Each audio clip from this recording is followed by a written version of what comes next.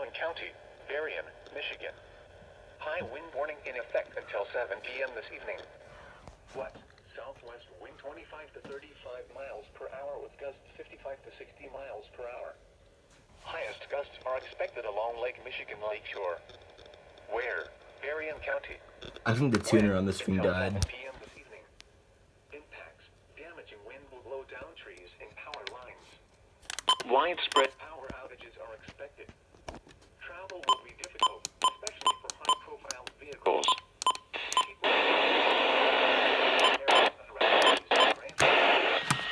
If possible, go home during the windstorm and avoid windows. Use caution if you must drive.